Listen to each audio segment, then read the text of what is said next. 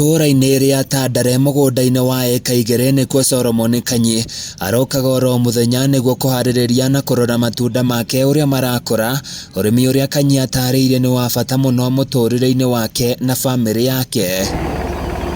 Riri wa matunda maya nĩguo ũtũmĩte aikari mwena ũyũ kũgucĩrĩrio makĩria nĩ ũrĩmi ũyũ, na gĩtũmi kĩnene kĩa aikari kũgeria kũhĩmbĩria ũrĩmi wa matunda mwena ũyũ nĩ kumana na ũcenjia wa rĩera na gũcũngĩrĩria gũthingitha kwa ũrĩmi wa mbembe hamwe na ũici wa mahiũ ũrĩa ũragĩte andũ aingĩ ngoro, na rĩu matacũkĩte ikinya rĩa kũrĩma ũrĩmi wa mbeca.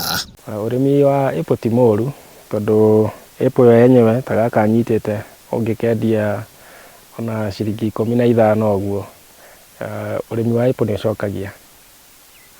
Itunda ta rĩmwe ta apple ta ĩno mũrona haha thutha wakwa nĩ ĩraruta matunda ta 200, koguo ũngĩringithania na wĩke ithabu rĩaku rĩmwe wendetie na the list price ya gĩbaũ kana ona tu ũkiuge 15 nĩ ĩcokagia mũno. Kanyi aroiga ũrĩmi wa matunda mũthemba wa apple ndũrabatara mĩtaratara mĩingĩ na wĩna umithio mũnene, akĩongerera na kuga thoko ya matunda maya nĩ yandandũkĩte na gĩkĩro kĩnene. Ũngĩrora ta mbembe nĩ ũkwenda ũthiĩ ũgũre mbegũ, ũhande, ũrĩmĩre, wĩkĩre bataraitha, no itunda rĩa apple warĩhanda kĩrĩa ũrĩroraga tu no gwĩkĩra gathumu kanini na itunda rĩaku nĩ rĩgũcokagĩria.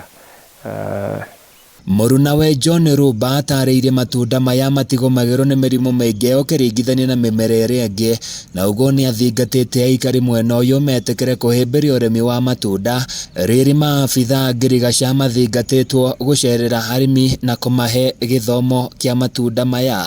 Kĩgunyũ nĩkĩo very important gũkorwo gĩkĩhũranwo nakĩo, tondũ waga kũhũra ndawa ya kĩgunyũ itunda rĩrĩ nĩ gũthecwo rĩthecagĩrwo hau, na rĩa thecwo kuma ge gatunda kanini ndũngĩhota kũhũrana na kĩgunyũ kĩu rĩngĩ, tondũ orĩndĩ gĩkoragwo kĩingĩrĩtie matumbĩ itunda-inĩ. Handũ-inĩ ya Kameme TV kuma Ng'arua kaunti-inĩ ya Laikipia, niĩ njĩtagwo Francis Mwangi wa Wawĩra.